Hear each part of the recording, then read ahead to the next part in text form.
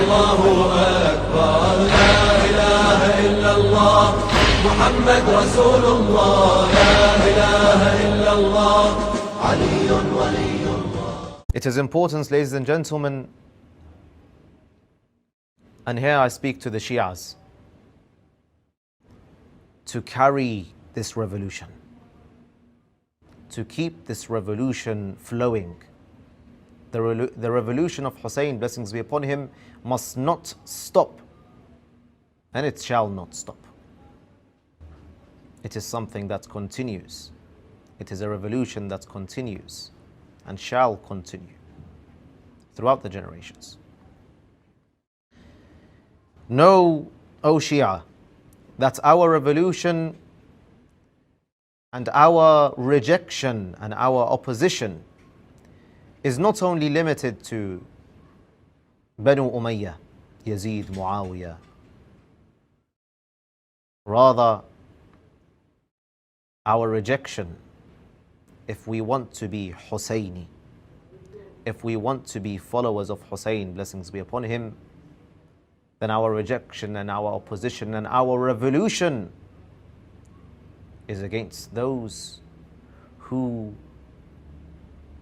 laid the foundation for Banu Umayyah to rise to power. Abu Bakr and Umar. May the damnations of Allah be upon them. This is why Al-Hussein, blessings be upon him, states very clearly, which inshallah I will present a research regarding this matter. Al-Hussein, blessings be upon him, on the day of Ashura, in the final moments of his life, after he had been cut and wounded with many wounds, and after blood has, he has been filled with his blood, and his white horse became red from his blood. Al-Hussein, blessings be upon him, as per to the narration, that as he was riding his horse and fighting, one of the soldiers of Umar ibn Sa'ad, la'anahullah, threw a rock that hit his forehead. So as Imam Al-Hussein, blessings be upon him, received this rock on his head, and it began to bleed. His head began to bleed. So he took his garment to wipe the blood, and as he was wiping the blood from his forehead, or trying to stop the blood, a three-headed arrow shot by Harmala, la'anahullah, hit the chest of Hussein. Three-headed arrow. And Imam Al-Hussein alayhi salam, upon receiving this arrow, he extracted it from his body. And as the narration states, blood began to flow. It's in the heart, it's on the chest. So blood began to flow. Blood began to flow. And Imam Al-Hussein, blessings be upon him, put his hands on the wound, and his hand became filled with blood. So with his hand filled with blood, he threw it towards the sky. And the narration states that not a drop of blood came down. And then he took another and put the blood all over his forehead and his beard.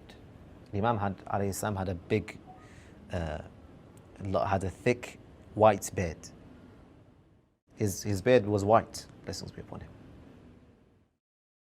So his beard became drenched with his blood. And he said these words. He said these words, ladies and gentlemen. He said, "This is how I be. This is the state that I will be in, until I meet the Messenger of Allah, until I meet my grandfather, the Messenger of Allah, and say, O grandfather, Abu Bakr and Umar have killed me. Al-Imam Hussain, blessings be upon him, stated clearly on the day of Ashura, on the noon of Ashura, that it was Abu Bakr and Umar who killed him and led to his killing. Who appointed Yazid as caliph? His father Muawiyah. Who appointed Muawiyah? Umar ibn al-Khattab. And who appointed Umar? Abu Bakr. Abu Bakr and Umar are the two heads which laid the foundation of oppression and tyranny against Ahlul Bayt alayhim salam and caused their killing. This is why in Ziyarat Ashura we say, وَلَعَنَ اللَّهُ أُمَّةً أَسَّسَتْ أَسَاسَ الظُّلْمِ وَالْجَوْرِ عَلَيْكُمْ أَهْلَ الْبَيْتِ. And may Allah's damnation be upon the nation which founded the oppression against you, O Ahl al-Bayt.